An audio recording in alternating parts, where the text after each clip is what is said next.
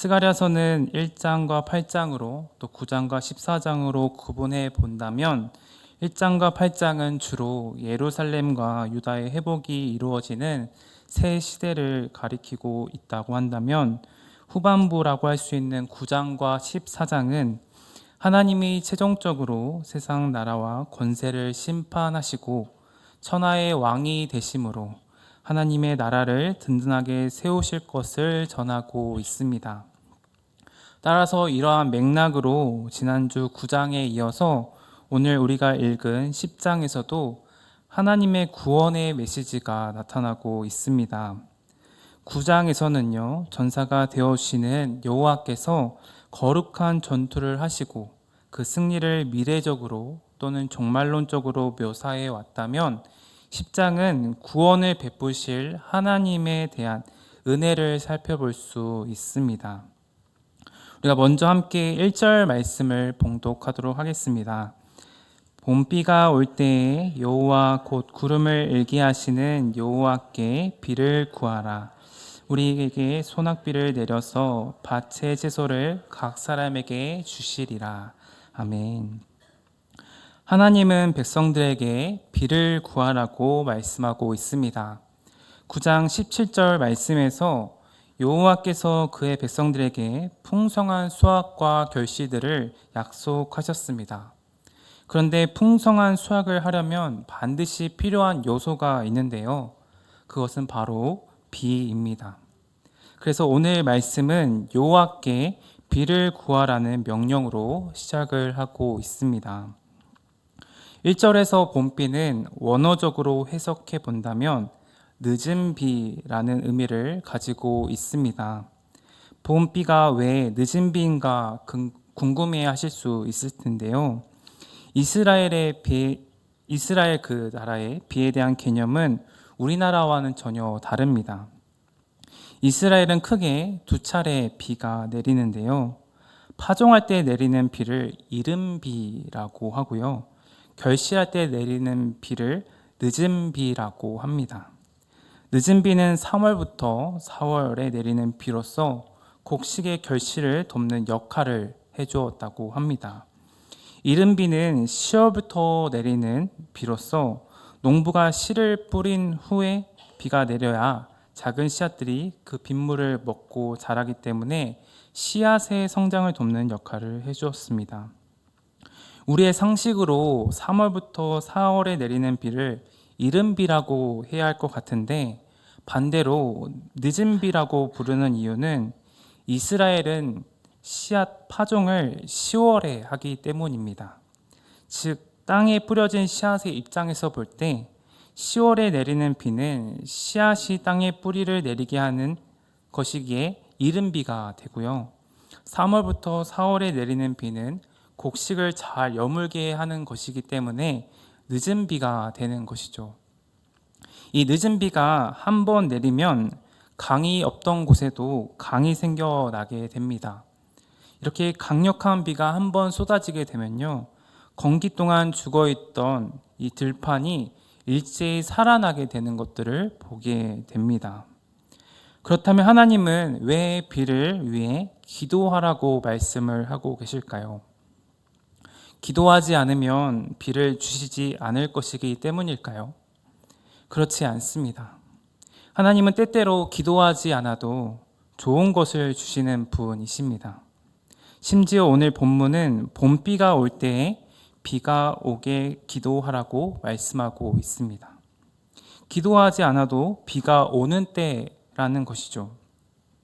그러나 기도하라고 하십니다. 왜일까요? 그럼에도 비를 위해 기도하라고 하신 것은 바른 목표를 가지고 미래를 준비하게 하시기 위함입니다. 만약 이들이 비를 위해 기도하지 않는다면 폭우가 쏟아질 것에 대한 오히려 두려워하게 되기도 하고 피하려 하게 되려고 할지도 모릅니다. 그리고 우리가 원하는 것은 이런 것이 아니었다라고 하면서 하나님을 오히려 원망하게 될지도 모릅니다. 이러한 일은 유대인들에게 그대로 일어나게 되었습니다. 그들은 비를 위해 기도하는 대신에 정치적인 독립을 위해서만 기도했습니다. 그러나 하나님께 기도를 했더니 밭의 채소를 각 사람에게 주신다라고 말씀하십니다. 채소는 우리의 삶에 아주 필요한 양식이 되는 것이죠. 우리 자신을 위해서 기도하지 않고 하나님의 뜻을 구하며 나아갔더니 우리의 필요를 친히 채워주시는 분임을 고백하게 하는 것입니다. 즉, 비를 구하라는 말씀은 하나님의 은혜를 구하라는 말씀입니다. 하나님께 은혜를 구하는 자마다 소낙비와 같이 넘치는 은총을 베풀어 주시겠다라고 약속해 주시고 있는 것이죠. 나의 필요를 걱정하지 말고 하나님이 대신 나의 필요를 채워주시는 분임을 믿고 나아가는 저와 여러분들이 되기를 소망합니다. 그러나 2절을 보면요, 사람들은 드라빔과 복술자들을 의지함으로 목자 없는 양처럼 방황하고 있다라고 지적합니다. 우리 함께 2절 말씀을 함께 봉독하도록 하겠습니다. 드라빔들은 허탄한 것을 말하며 복술자는 진실하지 않은 것을 보고 거짓 꿈을 말한즉 그 위로가 헛됨으로 백성들이 양같이 유리하며 목자가 없으므로 공고를 당하나니. 아멘. 드라빔은 창세기에 보면요, 야곱이 라단을 떠나서 고향으로 돌아가기 위해 준비하던 중에 아버지 드라빔을 훔쳐 나귀 안장에 깔고 앉은 이 야곱의 아내 라헬의 모습을 보면 이 드라빔이라고 하는 것이 등장하게 됩니다. 이 드라빔은 수호신과 같은 것으로 당시에 집집마다 있었다라고 합니다. 오늘날로 표현하자면 즉 부적과 같은 역할을 하는 것이죠. 유대인들조차도 여호와 하나님을 믿는다고 하면서 가나안 토착 종교로 숭상되어 있던 이러한 가정의 수호신을 드라빔을 가지고 있었던 것입니다. 하나님은 드라빔을 가리켜서 그것은 허탄한 것이라고 말씀하고 있습니다. 복술자는 점이나 술법으로 인간의 운명이나 미래를 예견하는 자들을 가리킵니다. 또 다른 의미로는 수맥 탐지기라고도 불린다고 하는데요. 제가 어린 시절에 저희 집에 지하수를 뚫기 위해서 이 세막대기를 2개의 세막대기 들고 지하수를 찾는 분들을 보곤 했었습니다. 복수자들은 바로 이런 자들을 가리킨다라는 것이죠. 내가 알지 못하는 세계를 알려주고자 하는 존재들, 즉 사람들은 내가 알지 못하는 세계를 누군가가 알고 있다면 알고 있다고 믿는다면 신뢰하는 경향들이 있는데 그렇게 거짓된 것들로 인도하는 자들이 복술자들이라고 하는 것입니다. 오늘 말씀 속에서는요, 복술자들이 진실하지 않는 것을 보고 거짓 꿈을 말한다라고 말씀하고 있습니다. 그래서 드라빔이 주는 이 허탄한 말이나 복술자들이 하는 말들이 당장은 우리에게 아주 가려운 곳을 긁어주기도 하고 불안한 마음들을 위로해 주곤 하지만 성경은 그들의 위로가 헛것이라고 말씀하고 있습니다. 거기에 의지하고 있기 때문에 백성들이 목자 없는 양처럼 유리한다고 공고를 당한다라고 말씀하고 있는 것이죠. 1절을 통해서 하나님의 백성들은 여호와를 풍요의 근원으로 삼고 그분만을 의존해야 한다고 말씀하고 있습니다. 그러나 2절은 여호와를 신뢰하지 못하도록 방해하는 결정적인 요인들을 보여주고 있습니다. 그렇습니다. 언제든지 거짓 종교는 사람들을 미혹합니다. 이스라엘이 멸망당하게 된 심판을 받은 이유는 우상 숭배 때문이었습니다. 하나님만을 섬겨야 할 이 백성들이, 이 언약의 백성이 하나님 외에 다른 것으로 섬기고 하나님을 여기지 않고 어기고 섬기는 행위로 말미암아 그들은 뼈저린 고통의 시간을 보내야만 했었습니다. 그래서 스가랴 이 선지자는요, 민족의 이 비극을 또다시 초래하는 어리석음을 번복하지 않기 위해서 오직 하나님께 의지하고 하나님만을 섬기라고 선포하고 있는 것입니다. 이 세상을 살아가면서 우리들 또한 많은 문제들이 있을지라도 말씀에 순종하고 살아가면 나도 모르는 사이에 주님의 은혜로 우리의 모든 문제가 해결될 때가 있습니다. 그러므로 오늘 주신 말씀처럼 당연하게 생각하게 되어질지라도 하나님께 기도하는 저와 여러분 되기를 소망합니다. 하나님의 은혜만이 우리의 모든 문제를 해결해 주실 분임을 믿고 하나님을 의지하고 하나님의 은혜를 구하는 저와 여러분 되기를 소망합니다. 이어서 3절은요, 이러한 거짓되고 사람들을 미혹하게 하는 것들에 대한 결과가 어떠한지에 대해서 말씀을 하고 있습니다. 함께 3절 말씀도 읽어보도록 하겠습니다. 내가 목자들에게 노를 바라며 내가 숫 염소들을 벌하리라. 만군의 여호와가 그 무리 곧 유다 족속을 돌보아 그들을 전쟁의 준마 같게 하리니. 아멘. 뉴질랜드의 한 농장에 가보면요, 유다라는 이름을 가진 양이 있다라고 합니다. 그 양은 외모가 뛰어나고요, 몸집도 크고 살찐 숫 양으로 다른 양들을 이끄는 역할을 한다고 합니다. 그러나 이 문제는요, 그 양이 이끄는 방향이었습니다. 바로 도살장으로 이끄는, 인도하는 양이었던 것이죠. 3절에서 목자들, 숫 염소들은요, 이러한 잘못된 길로 인도하는 지도자들을 의미합니다. 지도자들이 바른 길로 인도해야 하는데 그러지 못하고 오히려 거짓을 퍼뜨리고 하나님을 떠나게 하고 있는 것이죠. 마치 이 유다 양과 같은 역할을 하고 있습니다.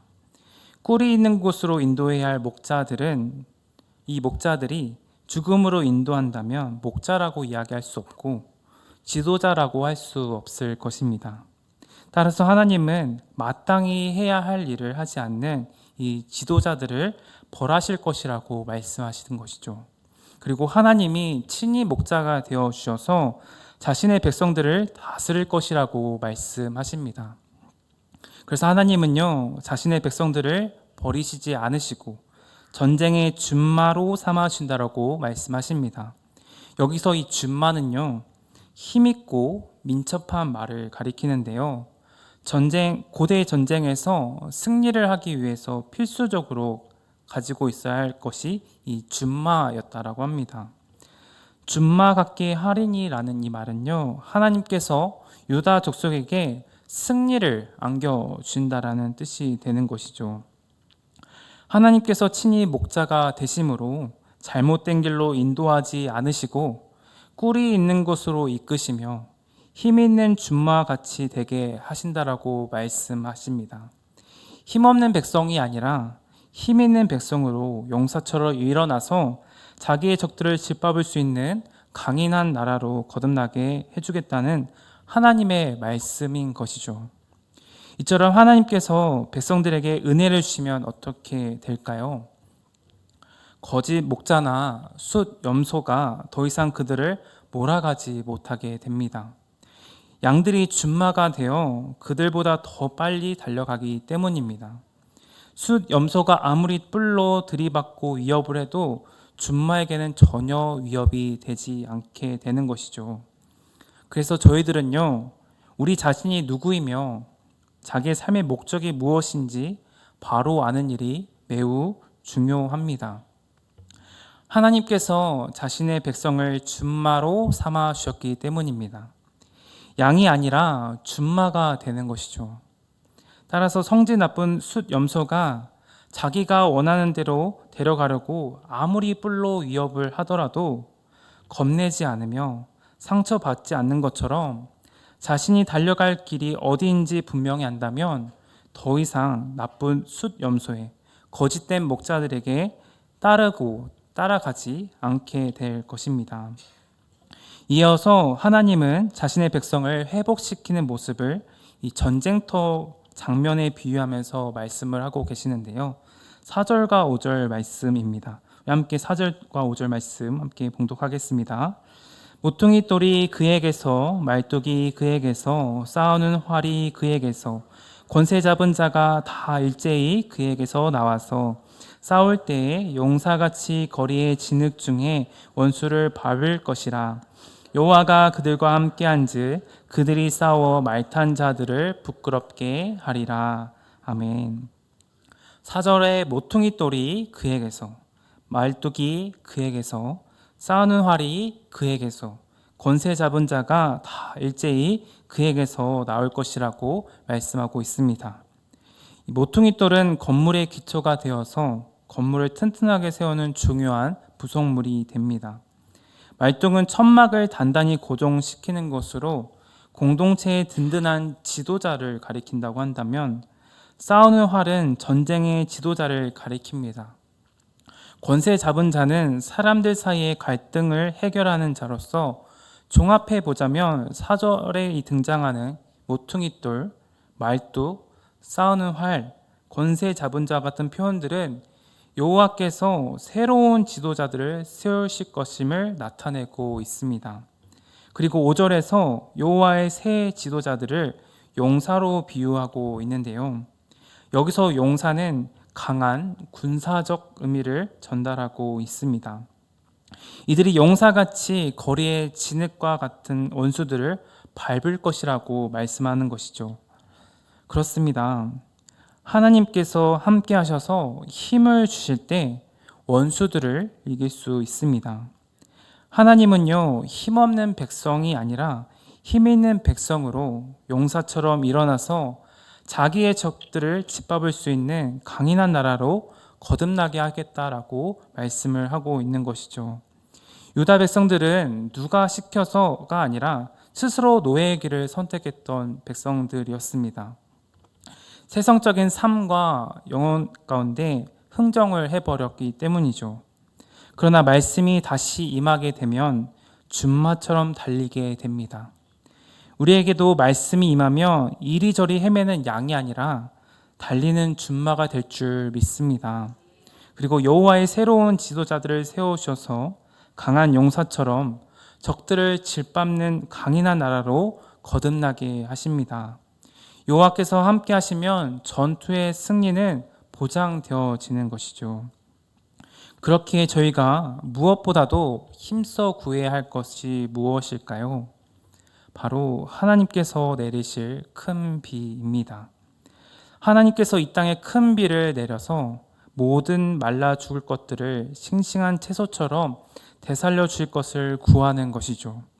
세상의 거짓된 목자들, 숫 염소들은 하나님께 구하지 말고 헛된 것을 구하며 허탄한 것을 구하게 하지만, 우리가 구해야 할 것은 하나님뿐임을, 나는 약하지만 전쟁의 준마 같은 강한 용사로 세우시는 그 하나님을 따라서 믿음으로 승리하는 저와 여러분 되기를 소망합니다. 이어서 6절에서는요, 하나님께서 유다 족속을 견고히 할 것이고 요셉 족속을 구원하신다라고 말씀하십니다. 유다 족속은 남유다를 가리킨다고 한다면, 요셉 족속은 북이스라엘을 가리키는 것으로 볼 수 있습니다. 북이스라엘은 남유다가 멸망하기 훨씬 이전에 멸망하여서 뿔뿔이 흩어졌던 민족들이죠. 그들을 다시 견고하게 하신다고 말씀하고 있는 것입니다. 이런 구원의 근거가 무엇일까요? 바로 국률입니다. 하나님은 하나님의 뜻대로 살지 않았던 백성들을 치셨습니다. 그러나 치시는 하나님은 그들에 대한 마음이 너무나 아파서 그들이 여전히 새로워지지도 않았는데도 불구하고 하나님은 그들을 긍휼히 여기시는 마음으로 그들을 구원의 길로 구원을 베풀어 주셨다라는 것이죠. 긍휼이라는 단어의 어원이 레헴이라는 단어인데요. 이 레헴은 어머니의 자궁을 의미한다고 합니다. 저의 누나가 예전에 조카를 출산할 때 잠깐 위급한 순간이 있었다라고 들었습니다. 지금은 의료기술이 발달하여도 이처럼 위험한 순간들이 오는데 예전에는 더 어땠을까요? 한 아이를 몸속에 품고 그 아이가 태어나는 그 과정은 어머니들이 목숨을 거는 어머니들의 위대함을 느끼게 합니다. 자기의 몸속에서 자녀를 기르고 죽음의 위험을 무릅쓰고 낳는 자식을 향한 어머니의 애끓는 사랑을 생각해 볼 수 있는 것이죠. 여러분, 그리고 이 사랑이 국률이라고 말하고 있는 것입니다. 하나님께서 자신의 백성들에게 이러한 국률함으로 그들을 구원의 길을 베풀어 주셨던 것입니다. 우리의 구원도 마찬가지입니다. 하나님의 이러한 국률하시는 마음으로 우리를 구원하셨음을 돌아보면 좋겠습니다. 하나님의 국률하심은요, 감성적인 차원에서 끝나지 않고 구체적인 결과로 구원을 이루어 주셨습니다. 멸망의 대상이었던 우리를 대신하여서 십자가의 형벌을 예수님께서는 대신 받으셨고, 우리를 의롭게 하심으로 완전한 구원의 길을 베풀어 주셨습니다. 내가 내버린 일이 없었음 같이 되리라. 이 말씀은요, 이스라엘 백성을 완벽하게 회복시키신다라는 말씀입니다. 몸에 난 상처가 난 적이 없었던 것처럼 완벽한 회복을 이루신다라는 것입니다. 여러분, 그렇다면 국률함으로 구원하시고자 하시는 곳곳에 흩어져 있는 사람들을 하나님은 어떻게 모으신다라고 성경은 말씀을 하고 있나요? 8절을 보면요, 휘파람을 불어 백성들을 모으신다라고 합니다. 이 휘파람을 불어서 이 백성들을 모으신다라고 하는 것은요, 목자가 양들을 볼 때 부는 휘파람처럼 하나님께서 소리를 내시어 백성들을 인도하여 부르시겠다라고 하는 것이죠. 하나님께서 우리를 부르십니다. 길을 잃은 양처럼 헤맬 때도 부르시고요, 탕자처럼 집을 떠났을 때도 부르십니다. 그 이유는 구속하기 위함이죠. 어떤 이야기를 하나 들려드리고자 하는데요, 어떤 집사님 부부가 이런 간증을 하였다라고 합니다. 결혼을 한 후 첫 아이를 낳고 외국에서 생활을 하느라 무척 힘든 시절들을 보냈다라고 합니다. 그런데 어떤 한국인이 기독교 서적을 주면서 읽어보라고 권하였고, 그래서 읽어보니까 그렇게 좋을 수가 없었다라고 합니다. 그 부부는 책을 준 사람과 그리 긴 이야기를 나누지 않았는데도 그분을 따라서 교회에 나가게 되었다고 합니다. 그리고 아주 신실한 신자, 성도가 되었다고 하죠. 이건 하나님이 휘파람을 부르셨기 때문에 가능한 일이었습니다.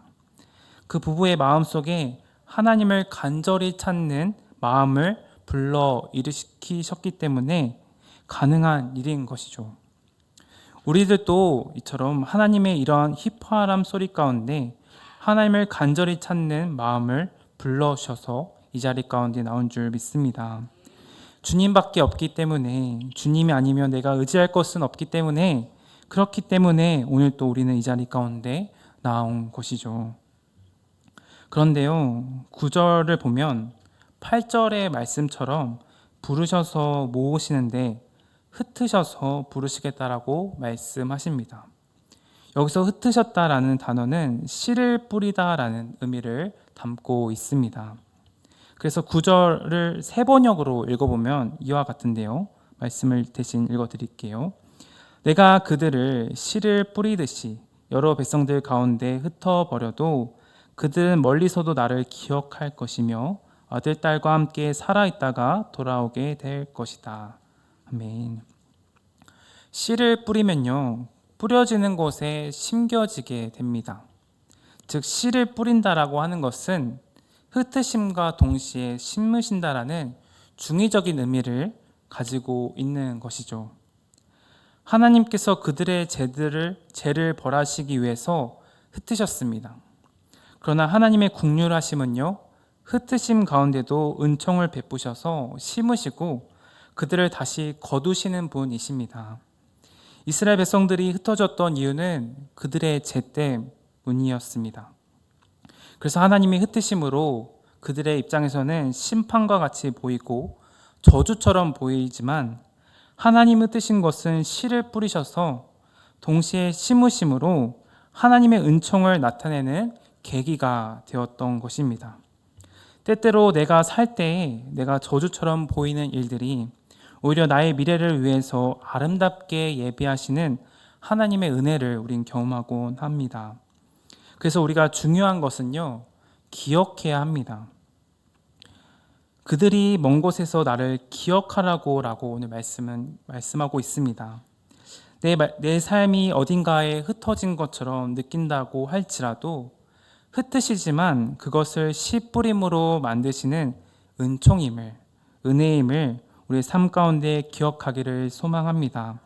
마지막으로 12절 말씀인데요. 함께 12절 말씀을 함께 봉독하겠습니다. 내가 그들에게 경고하게 하리니 그들이 내 이름으로 행하리라. 나 여호와의 말이니라. 아멘. 여러분, 백성들의 견고함은 무엇 때문일까요? 가장 강력해 보이는 아수르와 애굽은 무너지지만 하나님을 의지한 사람들은 결국 무너지지 않았습니다. 무엇 때문일까요? 하나님에 대한 신뢰 때문입니다. 하나님을 신뢰하는 자들은 세상의 자랑이, 세상의 모습이 아무리 좋아 보이고 그것이 전부인 것처럼 보이더라도 결국 무너지는 것이지만 하나님을 의지하는 자들은 무너지지 않습니다. 왜냐하면 하나님이 비를 내려서 채소를 거두시게 하는 그런 하나님이시기 때문이죠. 마커스 보그라고 하는 성공의 신학자라고 하는 분이 이런 말을 했습니다. 믿음이란 하나님의 부력을 신뢰하는 것이다. 믿음이란 하나님의 부력을 신뢰하는 것이다 라고 말을 했습니다. 여러분, 부력은 무엇인가요? 일반적으로 부력은 물에서 떠오르게 하는 힘을 말하곤 합니다. 여러분들은 수영을 좀 해보신 경험이 있으신가요? 그리고 좀 수영을 하시는 분들이 계실까요? 저는 수영을 잘 못합니다. 사람들과 여름에 물놀이를 하게 되면요, 제가 수영을 못하니까 수영을 잘하는 분들이 저에게 수영을 가르쳐 주겠다라고 하면서 물에 뜨는 법부터 가르쳐 주곤 하는데요, 보통 이런 말들을 하곤 하더라고요. 힘을 빼봐. 몸에 힘을 쫙 빼. 그러나 물에 빠질까봐 두려워하는 저는 더욱 힘을 주게 되고 아직도 저는 수영을 못합니다. 사람이 물에 빠지지 않으려고 힘을 주면 가라앉지만 물에 빠지지 않을 거라고 믿고 힘을 빼면 물에 떠오르게 됩니다. 그래서 마커스 이 보그라는 사람은요, 믿음은 하나님의 부력을 신뢰하는 것이다 라고 말하고 있는 것이죠. 즉 하나님을 신뢰하는 것이 아수르와 애굽의 권세보다 강력하다는 것을, 아수르와 애굽의 권세가 세상에 말하는 이 자랑이, 세상에 말하는 힘이 아무리 대단하고 강력하더라도 하나님을 신뢰하는 자들은 절대로 가라앉지 않는다라는 사실을 오늘 저와 여러분들에게 나눠주고 가르쳐주고 있습니다. 결론을 맺고자 합니다. 오늘 본문은 어려움과 또 절망과 낙심 가운데 있는 사람들에게 그 어떤 절망적인 상황 속에서도 하나님을 의지하면 헤쳐나갈 힘과 능력을 하나님께서 주신다라고 말씀하고 있습니다.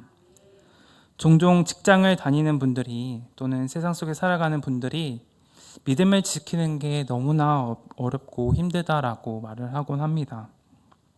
그런 말을 듣곤 하면요, 매우 안타까운 마음이, 또 매우 슬픈 마음이 들곤 합니다. 이건 여기에 계시는 분들의 이야기일 수도, 여러분들의 자녀분들의 이야기일 수도, 여러분들의 손주분들의 이야기가 될 수도 있습니다. 그럴 때일수록 우리는 어떻게 해야 할까요? 하나님을 기억하기를 원합니다. 나에게 베풀어 주신 하나님의 은혜를 기억하기를 소망합니다. 하나님께서는 자신의 백성을 백성답게 만들어 가십니다.